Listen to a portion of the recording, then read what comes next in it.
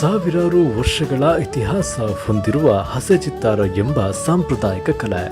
ಈ ಆಧುನಿಕ ಜಗತ್ತಿನಲ್ಲಿ ಮರೆಯಾಗುತ್ತಿರುವ ಹಸೆಚಿತ್ತಾರ ಎಂಬ ಅದ್ಭುತ ಕಲೆಯನ್ನು ಇವತ್ತಿಗೂ ಉಳಿಸುತ್ತಾ ಬೆಳೆಸುತ್ತಾ ಇರೋರು ನಮ್ಮ ಮಲೆನಾಡಿನ ಸಾಗರ ಸಮೀಪದಲ್ಲಿರುವಂತಹ ಒಂದು ಪುಟ್ಟ ಹಳ್ಳಿಯ ಕಲಾವಿದರು. ಅವರೇ ಅಶ್ವಿನಿ ಎಸ್ ದೇವಗಂಗೆ.